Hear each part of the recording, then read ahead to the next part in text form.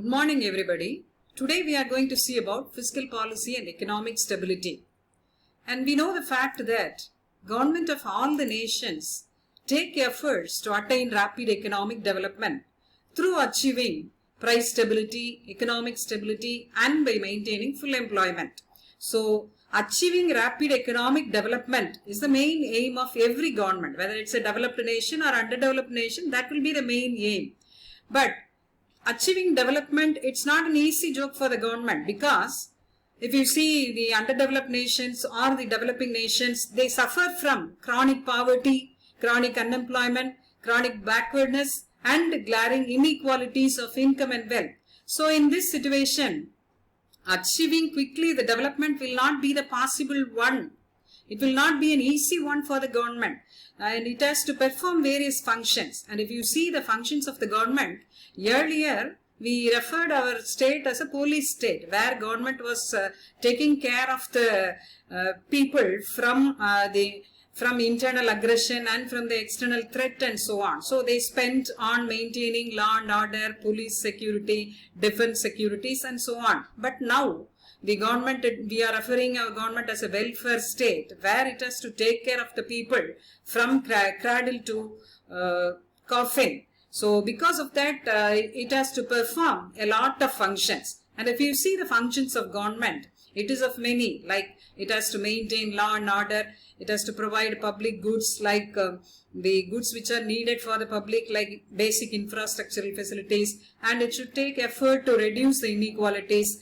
And environmental protection, that is also one of the main functions of the government, and it has to spend on defense and must take on maintaining the stability of the economy also. So these were the functions of the government. So in order to perform these functions, Government of India, not only Government of India, every nation, they are implementing various policies like monetary policy, fiscal policy, EXIM policy, tariff policy, etc. And we are going to see specifically about the fiscal policy. Now, what is a fiscal policy? This is the policy of the government in respect of its yearly taxation program, public expenditure and public debt program. Or in other words, we can say government uses its expenditure and revenue programs in order to produce desirable effects and avoid undesirable effects on the national income, production, employment and so on. So if you want to get desirable effects like increase in national income, increase in production, increase in employment and so on, we have to implement the fiscal policy. And if you see this picture, you will be able to understand the meaning of the fiscal policy. Here if you see citizens, they are paying taxes to the government. Government, it collects that and spending that on the people. And they are creating various public utility services for the people. That is the meaning of the fiscal policy. They collect funds from the people in the name of taxation, and then that amount is spent on the people in the name of the public expenditure. Now when you see about the types of fiscal policy, this can be of two. One is expansionary fiscal policy and another one is a contractionary fiscal policy. Now what is that expansionary fiscal policy? This picture shows you clearly that during the expansionary fiscal policy, government will be spending more and it will be decreasing the level of taxes. This is practiced mainly during the period of the recession, because at that time we will be having the reduction in the money supply. So government will be trying to inject money into the economy by creating certain employment generation programs. And this is a contractionary fiscal policy. You can see this picture. In this picture, it is clearly given that taxes are increased and government's spending, it is coming down. So this is practiced contractionary fiscal policy. It is practiced in the inflationary period. And when you talk about the fiscal instruments, they are of four. Mainly they are of four. First one, budget. Second one, public revenue.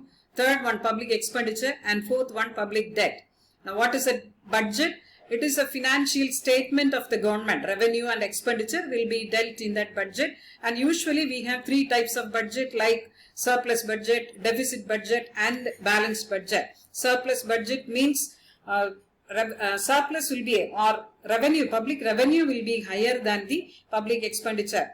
And the deficit budget is public expenditure exceeds the public revenue. Balanced budget, public expenditure and public revenue will be of same.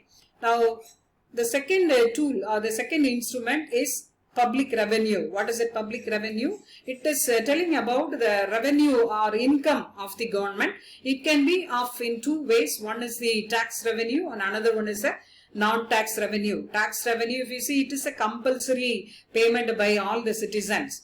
And the tax, it can be of two forms. One is a direct tax and another one is an indirect tax. Direct tax, we can take an example of income tax, corporate tax and so on. And indirect tax, you can take an example of excise duty, customs duty or value added taxes and so on. And the non-tax revenue for the government is, it is collecting it through the court fees, registration fees, fines and penalties. So this is also one of the tool used by the government in order to set right the cyclical fluctuations like boom, depression, recession in the economy. Now the third tool is the public expenditure. Public expenditure is expenditure of the government in order to meet out the collective needs of the people. Say for example, needs of the people may be the transport facilities or banking facility, hospital facilities, educational facilities and so on. This will be provided by the government by collecting the tax from the people. They will be spending on the people.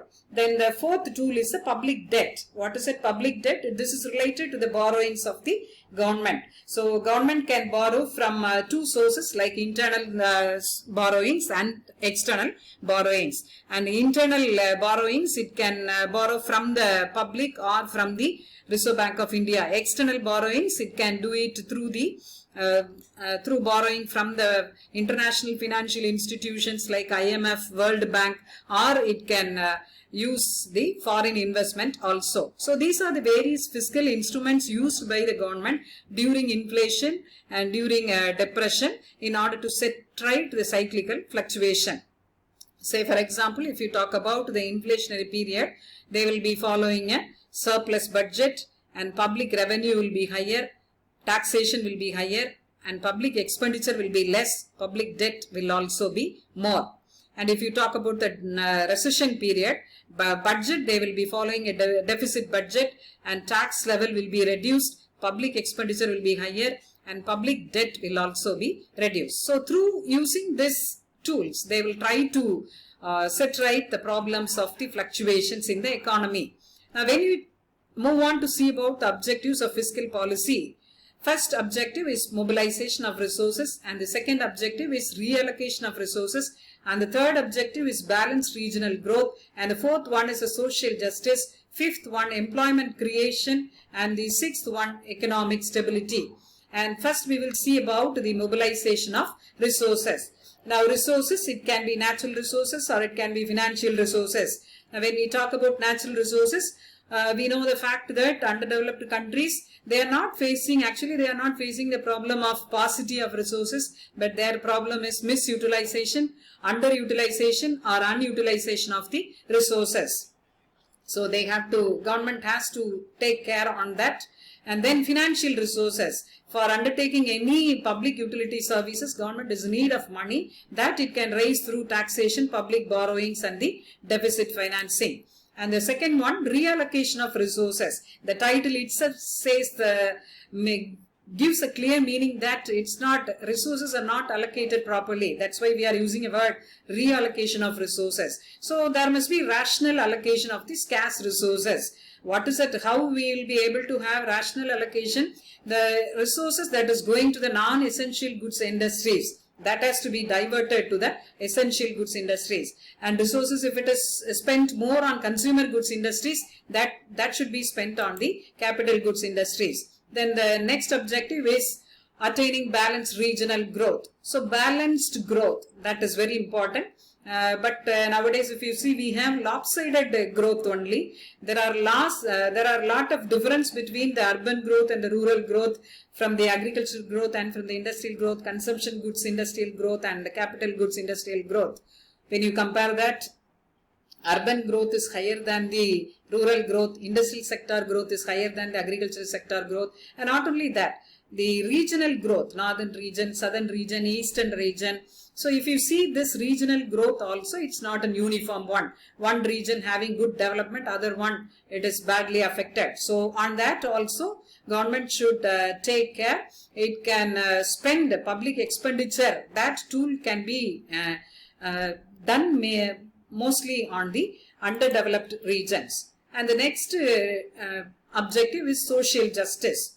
Now, we know the fact that many developing countries, they are plagued with the problem of glaring inequalities of income and wealth. There is a lot of gap between the haves and have-nots. So it is said government should use the taxation and the public expenditure measures, tools in order to set right this problem. Example, it is given that taxation can be levied, or tax can be levied on the richer section, and that amount can be spent on the poorer people in the name of the social security measures, like providing old age pensions, unemployment benefit, and providing maternity benefit, and so on. So when they tax the rich people, the government should take into account that it should not kill the propensity to save of the rich, because it is a richer section who save more. So on that also it has to be very careful. And the next point is employment generation.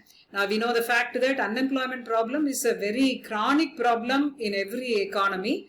So government should take effort in the name of fiscal inducements, like giving of tax concession, tax holidays to the small scale industries, or it can encourage the entrepreneurs to start their enterprises in the village industries by giving them certain subsidies and incentives. If they do that, or sometimes it can generate the employment oriented schemes like Mahatma Gandhi National Rural Employment Schemes. Like that, if they are starting, definitely that will give benefits, income to the people. Now the next point is economic stability. When the economy is experiencing the fluctuations like inflation and recession, at that time government should wisely use its fiscal tools. Like when the economy is experiencing an inflation, the government will decrease spending or increase taxes, or both. On the other hand, when the economy is experiencing recession, the government will increase spending or reduce taxes, or both. Now, not only that objectives to be fulfilled by the government, you know, recently we are having the outbreak of coronavirus also. So during this period also, the government should protect the lives of the people. So it needs certain fiscal reforms, like it has to increase its health spending to save the life of the people. It can spend money, much money. Public expenditure can be made more on that prevention, detection of the coronavirus cases, and then give preference to treatment of the affected people. And it can also spend on mobilizing clinics and medical personnel to the affected places, as China and Korea have done. And it should also protect the people from the economic impact of the global health crisis, maybe by giving wage subsidies like it is done in Japan and Korea, or it can expand and extend transfer payments in the name of unemployment benefit, job seekers allowances, as done in Korea.